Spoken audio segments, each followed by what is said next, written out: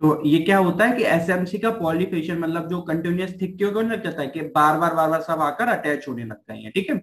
SMC मतलब होता है स्मूथ मसल सेल्स। अब स्मूथ मसल सेल्स कुछ नहीं होते, जब भी कोई लीजन होता है, कुछ भी होता है, हमें यहाँ कोई लीजन तो हुआ नहीं है, लेकिन एंटीजेनिक प्रॉपर्टीज शो हो रही हैं, तो वो बॉडी को ऐसा लगता है कि लीजन हो रहा है, तभी तो कोई एंटीजन आया है। तो स्मूथ मसल सेल्स भी आकर मतलब बहुत सारी चीजें आने लग गई, कोई एक चीज नहीं होती कि कोई एक पर्टिकुलर एक सेल नहीं है जो सब आते हैं, इसलिए इसको सेल एवरेज भी बोलते हैं कि बहुत सारे सेल्स है वो मरे हुए हैं, बहुत कुछ प्ले वहां पर क्या है, बहुत सारी चीजें। तो ल्यूकोसाइट्स रिक्वायरमेंट और ज्यादा बढ़ जाता है, यानी जो हमारे डब्ल्यूबीसी है वो और ज्यादा क्वांटिटी में आने लग जाते हैं, उसको और थिक करने लग जाते हैं। फिर क्या होने लग जाता है ड्यू टू इवोल्यूशन, एक समय के होते एक समय के बाद क्या होने लग जाता है, जो आपकी नॉर्मल फैटी स्ट्रिक थी वो अब कैल्सिफिकेशन होने लग जाती है, यानी हार्ड होने लग जाती है, एक समय समय से रह के स्टिक होने की वजह से हार्ड होने लग जाती है, और वो क्या बना लेती है, एक फाइब्रस कैप्सूल, एक कैप्सूल जैसा स्ट्रक्चर बना लेती है। ये जो हमारी आर्टरी थी,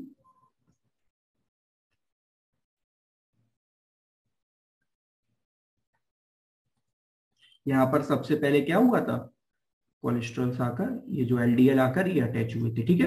लेकिन उससे भी पहले क्या हुआ था कि हमारी जो वॉल है, इसके जो सेल्स है ये डिसफंक्शन हुई थी, ठीक है ना।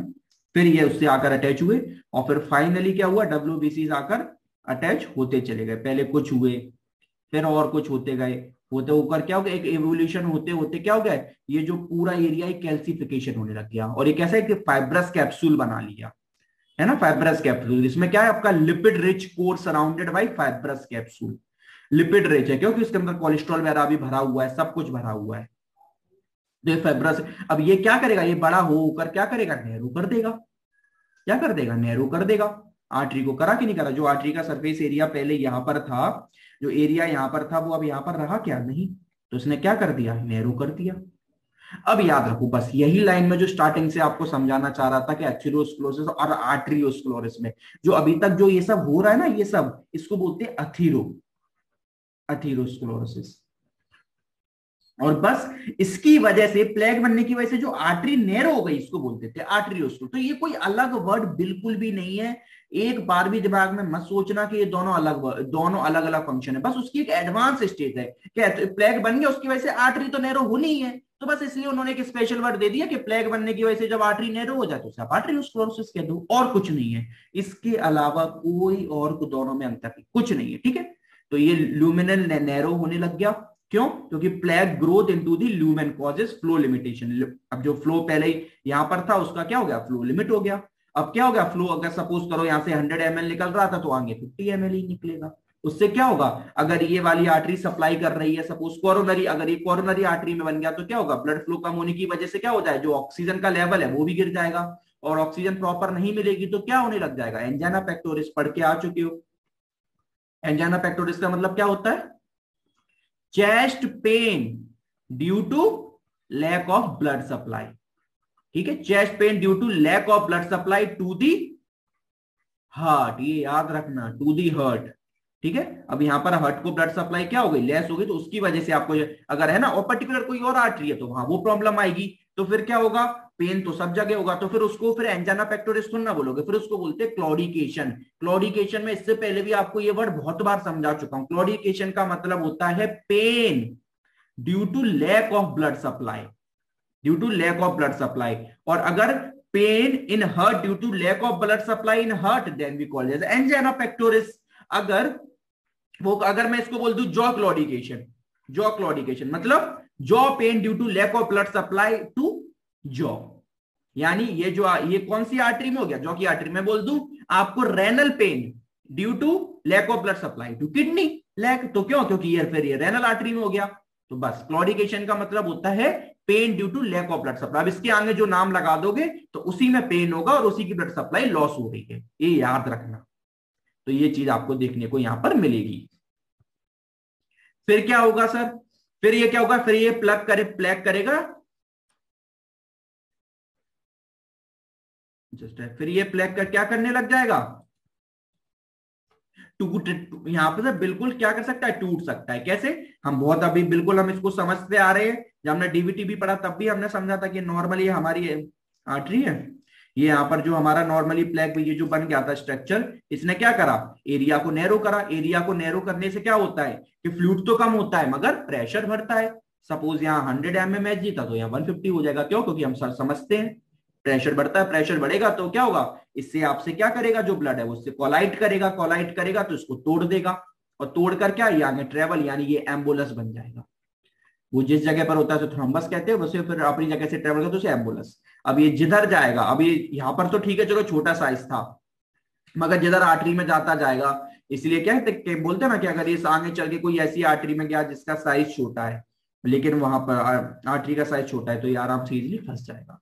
तो ये उसको कर सकता है। अगर कॉर्नरी आर्टरी में फंस गया तो हार्ट अटैक करा देगा, कैरोटिड आर्टरी में फंस गया तो स्ट्रोक करा देगा, रेनल आर्टरी में फंस गया तो किडनी फेलियर, है ना, जिधर फंस जाए उधर वो करा देगा। ठीक है, तो over time haemodynamic stress, haemodynamic मतलब ब्लड का स्ट्रेस, जब इस पर कंटिन्यूस ब्लड स्ट्रेस करेगा तो उससे क्या होगा, and degradation of extra cellular, जो एक्स्ट्रा सेलुलर मैट्रिक्स ये जमा हो गया ये डिग्रेड करेगा, और क्या होगा, increase the risk of fibrous capsule rupture. ये जो फाइब्रस कैप्सूल है ये रप्चर करने के इसके चांस बढ़ गए, और ये बढ़ गए तो क्या बनेगा, फॉर्म्स प्रोथ्रोम्बिटिक मॉलिक्यूल्स। प्रोथ्रोम्बिटिक मॉलिक्यूल को क्या बोलते हैं, एम्बुलस।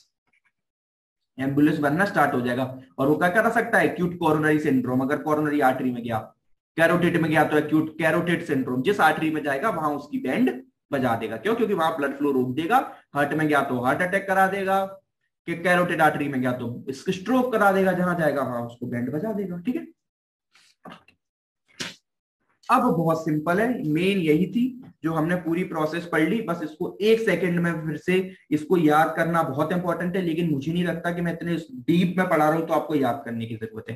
पहली फैटी स्ट्रीक पढ़ी, उसमें हमने सबसे पहले पढ़ा कि एंडोथेलियल को डिस्फंक्शन होना पड़ेगा, सारे रीजन समझाए उनसे कैसे होगा। फिर लिपोप्रोटीन आए, लिपोप्रोटीन आ तो गए मगर उनको मॉडिफाई होना पड़ेगा। अगर वो मॉडिफाई हो जाते हैं तो वो एंटीजेनिक प्रॉपर्टी शो करता है, और अगर एंटीजन प्रॉपर्टी शो करी तो एंटीबॉडीज एक्टिवेट हो जाएंगे, एंटी तो सारे डब्ल्यूबीसी आ जाएंगे, डब्ल्यूबीसी आकर उससे जुड़ जाएंगे तो उसको बोल देंगे फॉर्म सेल। जैसे ही फॉर्म सेल बना, पहली स्टेज खत्म, फिर दूसरी स्टेज बनेगी। दूसरी स्टेज थी प्लेग बन गया, अब वो प्लेग प्रोग्रेस करेगा। कैसे करेगा कि डब्ल्यूबीसी आते चले जाएंगे, आते चले जाएंगे। एक टाइम के बाद, आने के बाद क्या हो जाएगा, कैल्सिफिकेशन होना स्टार्ट हो जाएगा, हार्डनिंग होना स्टार्ट हो जाएगी, फाइब्रस कैप्सूल बन जाएगा, वो नैरो कर देगा ल्यूमेन को। ठीक है, और वही सब पेन वगैरह क्रिएट करेगा due to lack of blood supply. और अगर क्या होगा, एक समय बाद क्या होगा, due to hemodynamic stress, blood के प्रेशर की वजह से वो जो जमा हुआ है प्लेग वो टूट जाएगा, और क्या बन जाएगा, एम्बुलस, और जिस आर्टरी में जाकर फंसेगा उसको वो डिस्टर्ब कर देगा। तो ये हमने अपनी स्टेजेस पैथोफिजियोलॉजी पढ़ ली। रिस्क फैक्टर क्या होंगे, एथेरोस्क्लेरोसिस किस किस की वजह से बन सकता है, अभी पढ़ चुके पूरा। डायबिटीज समझाने की जरूरत नहीं है, स्टार्टिंग में आगे समझाए डायबिटीज क्यों, क्योंकि जो ग्लूकोज के मॉलिक्यूल्स होते हैं, मैक्रो मॉलिक्यूल्स होते हैं, वो क्या करते थे, एज बताने की जरूरत है नहीं, क्योंकि अभी मैं बताया कि वहां पर जो वॉल है उसके जो सेल्स हैं वो क्या कर देते हैं, उनकी जो इलास्टिसिटी है वो लूज होने लग जाती है ना। स्मोकिंग की अगर किसी की आदत है तो मैंने बता चुका, निकोटीन है वो भी करते हैं। या फिर ये तो हिस्ट्री तो हमेशा ही कि अगर किसी को कार्डियोवास्कुलर डिसीज की हिस्ट्री है तो हिस्ट्री में वो जेनेटिक की वजह से रन कर सकता है। या हाई बीपी पूरा समझा चुका हूं कि ब्लड के प्रेशर की वजह से वहां पर क्या सेल डैमेज हो जाए।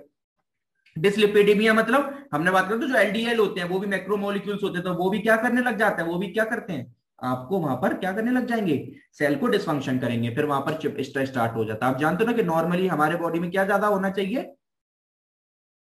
अगर नॉर्मली हमारे बॉडी में ज्यादा होना चाहिए एचडीएल, हाई डेंसिटी लिपिड, ये हमारे लिए अच्छा होता है, और एलडीएल और वीएलडीएल कम होना चाहिए। ठीक है ना, ये नॉर्मली अगर ये याद है तो ठीक है, नहीं है याद तो फिर वही बात, मैंने फार्मा का बहुत अच्छे से समझा के रखा है। वहां पर मैंने एक आपको चैप्टर पढ़ाया है, और ये वो 2 चैप्टर आज मैं आपको बोलूंगा जो बिल्कुल वहां पर जाकर आपको देखना है। ठीक है ना, एक मैंने वहां पर चैप्टर पढ़ाया है, वहां पर आपके क्या बोलते हैं, वो function and regulation of hypolipidaemic drug. तो वहां पर मैंने बताया है कि एचडीएल कैसे अच्छा होता है, एलडीएल वीएलडीएल क्यों खराब है, एलडीएल वीएलडीएल बॉडी में क्यों खराब है, क्यों उन्हें कम होना चाहिए, क्यों एचडीएल को ज्यादा होना चाहिए, सब कुछ। और प्लस अगर हमें एलडीएल वीएलडीएल बढ़ गए तो उन्हें कम कैसे करेंगे, क्यों, क्योंकि इसके ट्रीटमेंट में भी तो हम वही ड्रग देंगे जो एलडीएल वीएलडीएल को कम करे, क्योंकि वो करा रहे हैं। तो वो सारे हम आज में 2 चैप्टर आपको जाकर बहुत इंपॉर्टेंटली पढ़ना है। पहले एक पढ़ना है वो प्लेलिस्ट में जाके फार्मा की, function and regulation of hypolipidaemic drug, दूसरा आपको पढ़ना है एंड वो ड्रग मॉडिफाइंग ब्लड प्रेशर, क्यों? क्योंकि ये बीपी की वजह से हो रहा है, तो बीपी की मेडिसिन देंगे। तो ये जब मैंने बीपी चैप्टर पढ़ाया था मैंने तब भी कहा था कि पढ़ना, अगर पढ़ लिया तो अच्छी बात है, नहीं पढ़ा है तो जाके पढ़ो। और तीसरा चैप्टर आपको पढ़ना है एंटीकोगुलेंट्स। इससे पहले लास्ट लेक्चर में भी मैंने बोला था कि एंटीकोगुलेंट्स पढ़ो, पढ़ लिया अच्छी बात है, नहीं तो अभी भी पढ़ो, तो जिससे आपको समझ आने चले, क्योंकि ये वो चैप्टर्स है जो हर बार इंपॉर्टेंट आते रहेंगे। क्योंकि हमें उनकी मैकेनिज्म नहीं लिखनी, हम तो बस उनके नाम लिख देंगे। आता है उनकी मैकेनिज्म तो अच्छी बात है, नहीं आता है तो एक बार रिवीजन कर लो, ठीक है। तो ओबेसिटी तो आप समझते हो, मोटापा बढ़ रहा है यानी कोलेस्ट्रॉल बढ़ रहा है, लैक ऑफ फिजिकल एक्टिविटी यानी सेडेंटरी लाइफ स्टाइल, है ना। मेल में ये मेल्स में अच्छा, ये यहाँ पर बहुत अच्छा एक पॉइंट बताता हूँ आपको। पता है देखो, हार्ट अटैक इसी की वजह से आता था, तो मैंने आपको बताया था ना, हार्ट अटैक क्या होता है, जनरली मेल्स में ज्यादा होता है, मगर कब? जब नॉर्मली 50 से एज कम हो। जब 50 से एज कम है एक मेल और फीमेल की, तो मेल को ज्यादा अटैक आएगा। और अगर एक बार 60 से एज ऊपर हो गई तो फिर फीमेल के ज्यादा चांसेस होते हैं हार्ट अटैक आने के। ये पढ़ के आए क्यों होता है, ऐसा क्यों है? क्योंकि हार्ट अटैक आता ही एथेरोस्क्लेरोसिस की वजह से था। तो एथेरोस्क्लेरोसिस का भी यही सेम रीजन है, क्योंकि एथेरोस्क्लेरोसिस बनता ही, क्योंकि एथेरोस्क्लेरोसिस ना बनेगा तो हार्ट अटैक नहीं आएगा। तो एथेरोस्क्लेरोसिस में भी सेम फिनोमेना होगा कि जो एथेरोस्क्लेरोसिस बनता है, अगर 50 से कम एज है तो मेल्स में ज्यादा बनेगा, और अगर 60 से ज्यादा एज हो गई तो फीमेल्स में ज्यादा बनेगा। क्यों बनेगा सर? क्योंकि मेल्स के पास, वो जो फीमेल्स के पास ना एक बहुत अच्छी चीज होती है, उसको बोलते हैं ईस्ट्रोजन। ईस्ट्रोजन अभी मेल्स के पास तो नहीं आ सकती ना ईस्ट्रोजन। अभी ईस्ट्रोजन आपके बॉडी में कब तक नॉर्मली रिलीज होता है? जब तक मेंस्ट्रुएशन साइकिल चल रही है। जिस दिन मेंस्ट्रुएशन साइकिल बंद हो गई, क्योंकि आफ्टर 50-60 के अराउंड आपके मेनोपॉज आ जाता है, मेनोपॉज आने के बाद ईस्ट्रोजन गिरने लग जाता है, फिर हार्ट अटैक होने के चांसेस हो जाते हैं। अब ईस्ट्रोजन करता क्या है वो समझो। ईस्ट्रोजन के अंदर एक स्पेशल प्रॉपर्टी दी है, वो होती है एथिरोप्रोटेक्टिव। एथिरोप्रोक्टेटिव मतलब क्या? वो ईस्ट्रोजन हमारी फीमेल्स की बॉडी में बहुत अच्छा काम करते हैं, क्या कि वो एलडीएल को कम करके रखती है, जो बुरी चीज है, और जो अच्छी चीज है एचडीएल उसको बढ़ा के रखती है। और अगर एलडीएल बढ़ेगा ही नहीं तो फिर क्या? कोलेस्ट्रॉल बॉडी में बढ़ेगा ही नहीं, नहीं बढ़ेगा तो अटैच नहीं, यानी क्या? ईस्ट्रोजन एथिरोप्रोटेक्टिव हो गई। क्यों? एक तरीके से अगर एलडीएल नहीं बढ़ेगा तो फिर वॉल के डिसफंक्शन कैसे होगा, समझ रहे हो? तो इसलिए ईस्ट्रोजन बहुत एथिरोप्रोटेक्टिव होती है। तो क्या हो गया? तो लैक ऑफ एथिरोप्रोटेक्टिव, यह है ना प्रॉपर्टीज ऑफ ईस्ट्रोजन। हमारे ईस्ट्रोजन क्या होता है, जो क्या करती हैं, विच रेजेस एचडीएल और एलडीएल को कम करती हैं।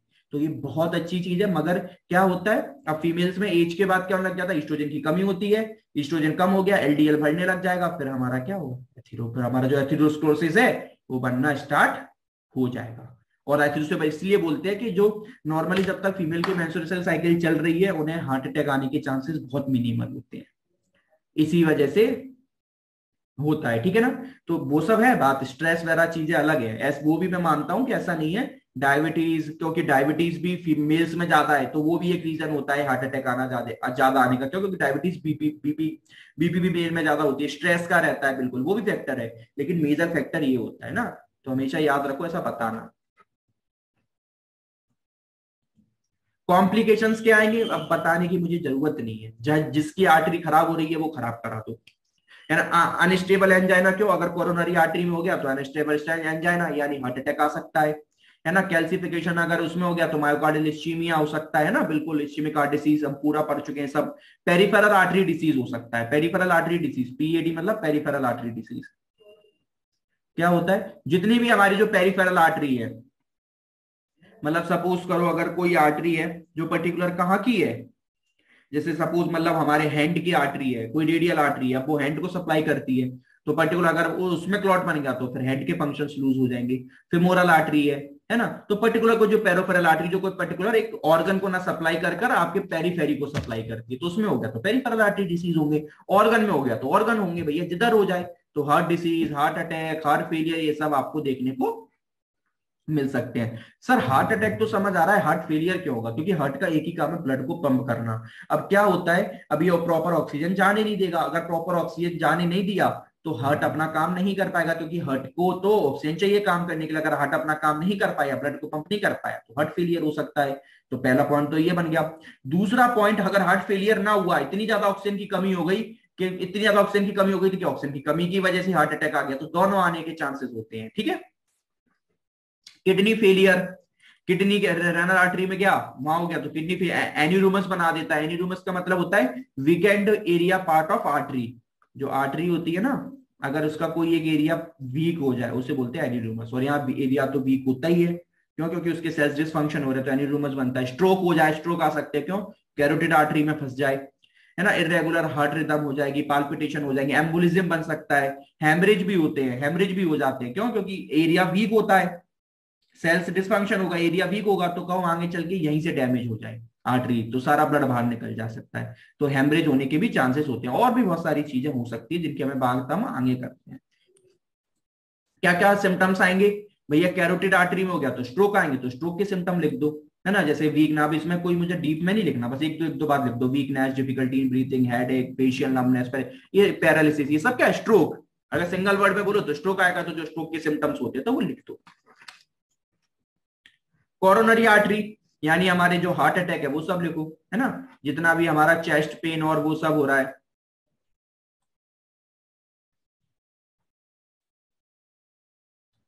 ठीक है, चेस्ट पेन हो, चेस्ट पेन, एरेथमिया, है ना, वॉमिटिंग, एंजाइना, ये सब चेस्ट जो हम पढ़ चुके हैं हार्ट अटैक, उसके सिम्टम्स लिख दो कुछ, ठीक है। अरे यार जस्ट अ सेकेंड, क्या हो रहा है?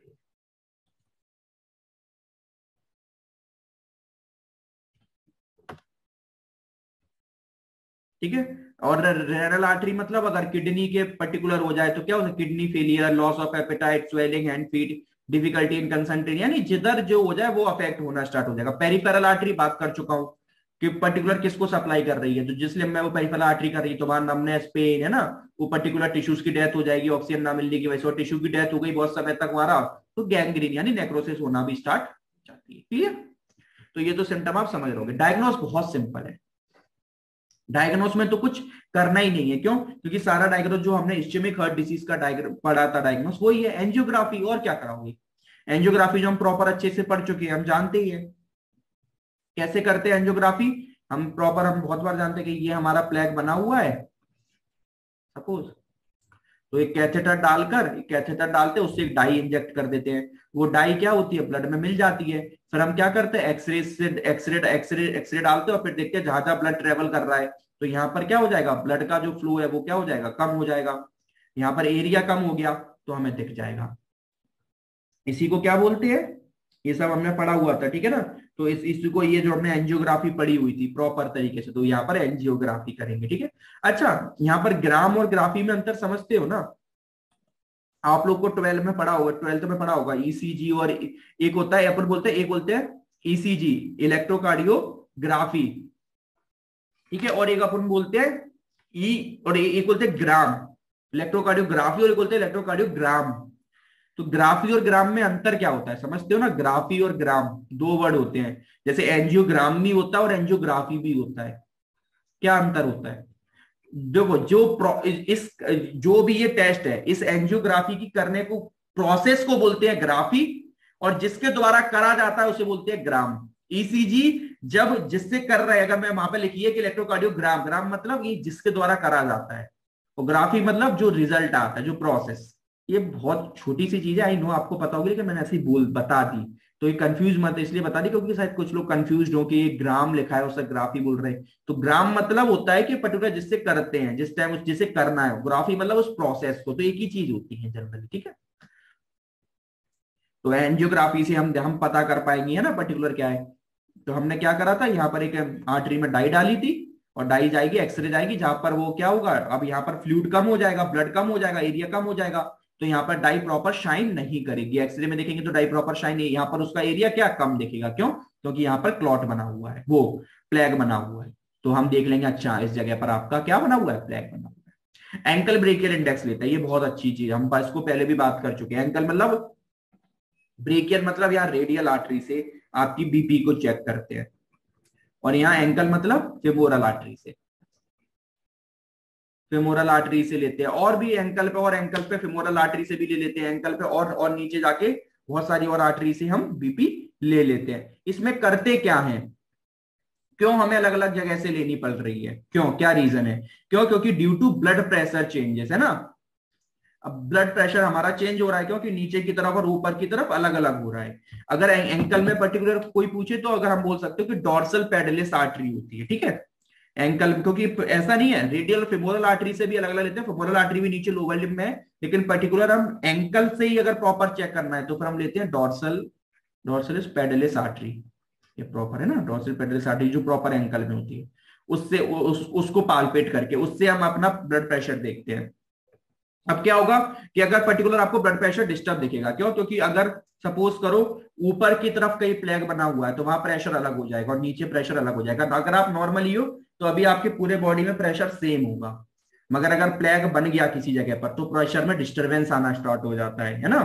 दोनों में जब आर्टरीज में देखोगे तो अलग अलग प्रेशर दिखेगा, किसी में ज्यादा किसी में कम दिखेगा, तो ये किसका मतलब क्या है कि बॉडी में कोई ना कोई प्रॉब्लम हो रही है जिसकी वजह से प्रेशर डिस्टर्ब हो रहा है, वरना अगर नॉर्मली हमें तो हमारा सेम आएगा।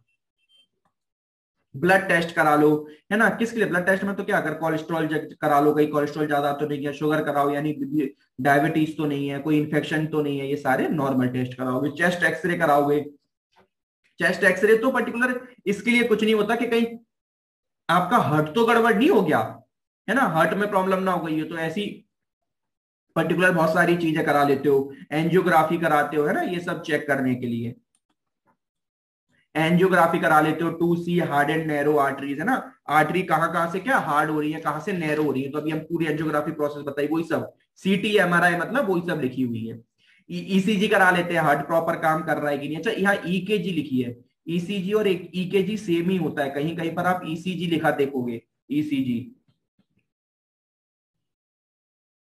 ECG, ठीक है, और कहीं कहीं EKG देखोगे, तो यहाँ बस वो कुछ नहीं होता, वो लैंग्वेज यहाँ पर कहीं जगह इसमें कार्डियो को कैसे बोलते हैं, कहीं जगह कार्डियो को कैसे बोलते हैं, ये अलग अलग कंट्रीज पे पड़ा था, है ना, अलग अलग कंट्रीज, कहीं वो कार्डियो को कहीं वो C से स्टार्ट करती है, कहीं कंट्रीज में कार्डियो K से करती है। तो कभी EKG लिखा हो ना तो कंफ्यूज मत होना कि भैया EKG कौन सी नई चीज आ गई, EKG कोई नई चीज नहीं आ गई, ECG ही है, बस वो कार्डियो की प्रोनाउंस करने की वो रहती है, ठीक है।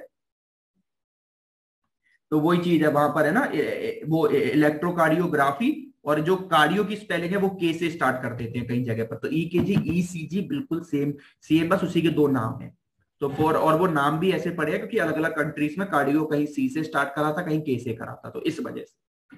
तो 2 हर्ट्ज की है, प्रॉपर हार्ट चेक कर लो, कहीं ऐसा तो नहीं कि वो जो क्लॉट है वो कहीं कोरोनरी आर्टरी में बन गया हो, तो ये प्रॉपर चीज है। स्ट्रेस टेस्ट कराते हो, है ना, नॉर्मल आपकी heart rate, pulse rate, BP, respiratory rate, ये सब चेक कराओ ड्यूरिंग एक्सरसाइजेस कि आपके कम ज्यादा कितनी क्या हो रही है। और ECG कराओगे तो डायनेमिक ECG भी कराओ, ठीक है, ये भी हमेशा लिख के आया करो। डायनेमिक ECG बहुत ज्यादा जरूरी है, नॉर्मल ECG से भी ज्यादा, क्यों, क्योंकि अगर हमारे सपोज करो ना कोरोनरी आर्टरी में ये एथेरोस्क्लेरोसिस बन गया और अगर हमारा हार्ट अफेक्ट हो रहा है, अगर छोटी मोटी क्वांटिटी में ये प्लेग बना हुआ है, तो नॉर्मल ECG का हमेशा नॉर्मल, अगर नॉर्मल बैठ के कर रहे हो आराम से लेटा के तो ECG बिल्कुल नॉर्मल आएगी, क्यों, क्योंकि हार्ट पे जब तक लोड नहीं पड़ेगा तो कहां से पता चलेगा, क्यों, क्योंकि नॉर्मली हार्ट जब बिल्कुल रेस्ट में होता है उसे मालूम है सिर्फ 10% ब्लड चाहिए होता है, जितना ब्लड अभी आप पहुंचा रहे हैं ना उसका सिर्फ 10%, तो कोई दिक्कत ही नहीं है। इसलिए हमेशा डायनेमिक ECG कराओ, पेशेंट को क्या करो, जो ट्रेडमिल पर दौड़ाओ और फिर डायनेमिक कराओ, जब उसके हार्ट पर लोड पड़ेगा। हार्ट पर लोड पड़ने का मतलब क्या है कि बॉडी ज्यादा ब्लड मांगेगी, बॉडी ज्यादा ब्लड मांगेगी तो हार्ट को ज्यादा पंप करना पड़ेगा, हार्ट ज्यादा पंप करेगा तो हार्ट ज्यादा ऑक्सीजन मांगेगा, और अगर उसकी कहीं कोरोनरी आर्टरी में कोई प्रॉब्लम हुई तो उतना उसे मिल नहीं पाएगा, तो वहां पर फिर ECG डिस्टर्ब आएगी, ठीक है। तो डायनेमिक ECG बहुत इंपॉर्टेंट होता है, ये मैंने आपको बहुत बार बता चुका हूँ, हार्ट अटैक और सब में भी मैंने इसको एक्सप्लेन करा था।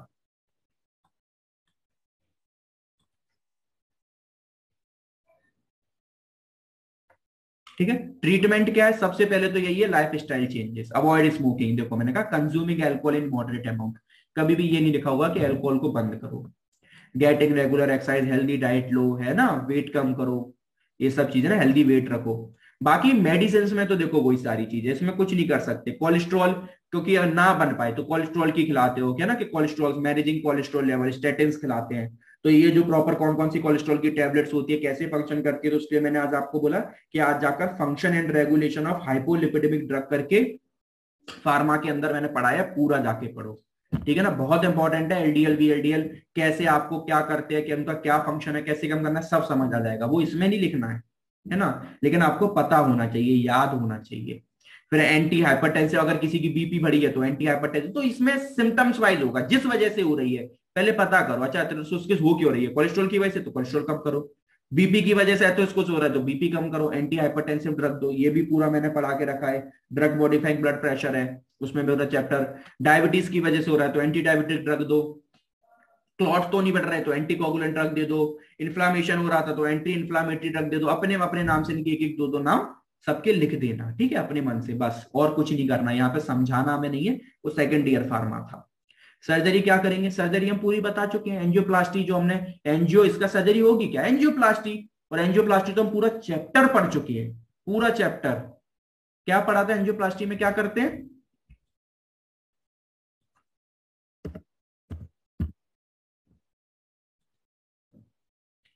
जो हमारा प्लेग बन गया है वहां पर क्या करते हैं, ये जो प्लेग बना हुआ है इस, ये हमारा एथेरोस्क्लेरोसिस है, ठीक है।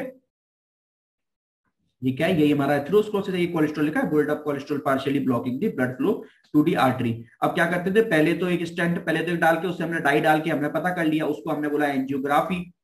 हमने जैसे ही पता करा तो हमने एंजियोग्राफी बोल दिया। अब हमने क्या, अब इसे ठीक करना है, कैसे ठीक करते हैं, हमने एंजियोप्लास्टी पूरा डीप में पड़ा हुआ है, पूरा लेक्चर डाला हुआ है।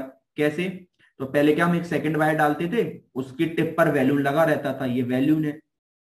वैल्यून को क्या कर देते, इन्फ्लेटेड फुला देते थे। उससे क्या होगा, ये जो ये एरिया है, ये जो पास पास है, ये दूर दूर हो जाएगा, दिख रहा है। कोलेस्ट्रॉल, इसको प्लेग को नहीं हटाना, वरना प्लेग टूट गया तो आगे चल के एम्बुलेंस खड़ा कर देगा, आपको दिक्कत हो जाएगी। आपको कुछ नहीं करना, आपको क्या करना है, बस इस एरिया को दूर दूर कर देना है ना, जिससे क्या, जो प्रॉपर ब्लड अब यहाँ नहीं निकल पा रहा वो यहाँ से निकलना स्टार्ट हो जाएगा।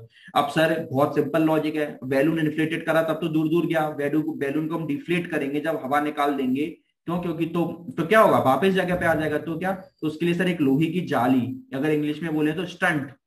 स्टंट एक तरीके का ऐसा होता है स्प्रिंग जैसा, इसको यहाँ फंसा देते हैं, ये दूर दूर रखता है, और लेकिन इसके स्पेस से फिर आराम से इजिली यहाँ से ब्लड निकल जाता है, ठीक है।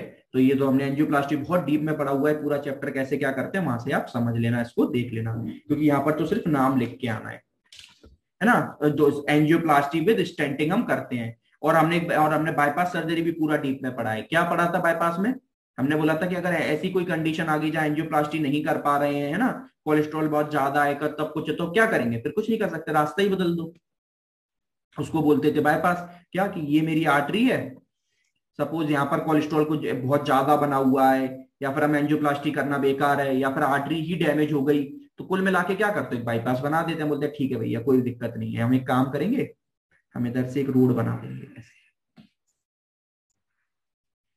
जो सारा ब्लड है वो क्या होगा, जो ब्लड सारा नॉर्मली पहले इस ऐसे जा रहा था वो अब ऐसे ना जाकर वो ऐसे जाएगा, तो बोलेंगे तुम्हारा काम ही खत्म, भाड़ में जाओ। ये हो गया बाईपास, इसको भी हमने बहुत डीप में पढ़ा है, पूरा लेक्चर डाला हुआ है, ठीक है। तो बाईपास सर्जरी हम कर सकते हैं ना, करेंगे, तो इसका टीम बाईपास भी हो गया।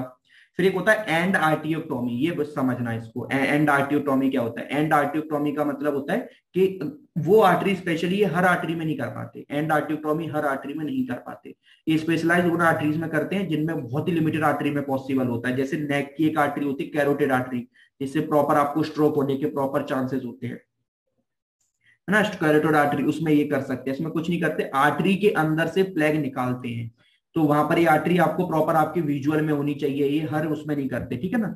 इसमें प्लेग क्या करते हैं, आर्टरी के अंदर से प्रोसेस करके प्लेग को ही बाहर निकाल लेते हैं,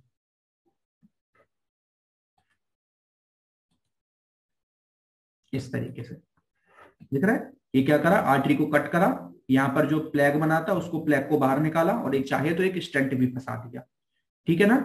तो एक इसमें एक स्टंट भी फंसा देते हैं, और प्लेग को बाहर भी नहीं, दिख रहा है, प्लेग को देखो इसमें बहुत अच्छा दिख रहा है। पहले कट करा, कट करके क्या करा, प्लेग बाहर निकाला निकाला, और फिर इसको स्टंट चाहे तो स्टंट भी फंसा दो। ये हर जगह पॉसिबल नहीं हो पाता प्लेग, क्योंकि प्लेग निकालने में बहुत खतरा होता है, बहुत। तो ये पर्टिकुलर देखो, ये उसी कंडीशन में करते हैं जहां पर पॉसिबल है, और ये दिख रहा है प्लेग, इसमें प्लेग बाहर निकालो और बात करती है। तो प्लेग तभी बाहर निकालोगे जहां पर पॉसिबिलिटीज है, तो एंडियाटियोटॉमिक जनरली पॉसिबल हो, क्योंकि भैया प्लेग निकालते टाइम कहीं धोखे में प्लेग टूट गया और एम्बुलेंस बन गया, तो आपकी गलती की वजह से आपने मार दिया, वो तो बेचारा ठीक था, आपने एम्बुलेंस बना दिया और आपने उसको मार दिया। तो ये पर्टिकुलर क्यों, क्योंकि कैरोटिड आर्टरी आपकी नॉर्मली बहुत बाहर होती है, नेक पे होती है, तो उसमें इजीली आप कर सकते हो परफॉर्म, साइज भी बड़ा होता है, तो इसीलिए इसको लिखा है आर्टरी से नेक। नेक में कौन सी आर्टरी होती है, कैरोटिड आर्टरी में कर सकते हो, stated to remove plaque and restore blood flow. फिर एक फिब्रिलोटिक थेरेपी, मतलब जो क्लॉट बनाकर वो छोटी मोटी क्वांटिटी में, तो उसको क्या कर सकते हो आप, डिग्रेड कर दो वहीं पर, है ना, डिग्रेड कर सकते हो। आप जानते हो किससे करते हैं, स्ट्रेप्टोकाइनेस और टिश्यू प्लाज्मोजेन एक्टिवेटर।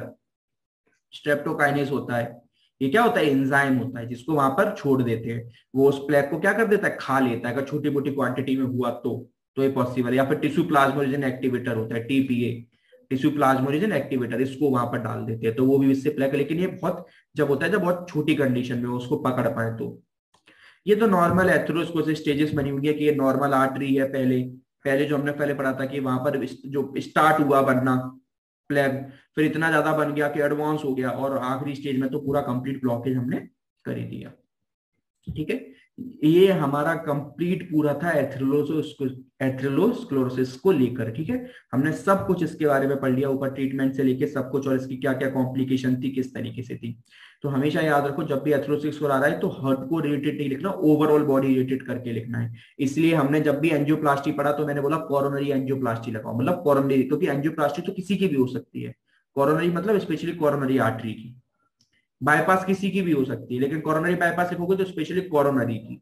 ठीक है ना, तो इस तरीके से एथेरोस्क्लेरोसिस किसी भी जगह पर हो सकता है, लेकिन हम क्या कार्डियो पढ़ते तो हमारे दिमाग में सिर्फ कोरोनरी आर्टरी घूमती है, ऐसे नहीं कहीं भी, इसलिए हम बहुत इंपॉर्टेंट चैप्टर था, बहुत ज्यादा। ठीक है, तो इसको रिवाइज करना, पढ़ना, और जो मैंने आपको होमवर्क यही है, जितने भी जो मैंने आपको बोला है वो जाकर देखो, बहुत इंपॉर्टेंट है, आपको पता चलेगा कैसे हम कैसे रोक सकते हैं। ठीक है, that's all complete about for atherosclerosis.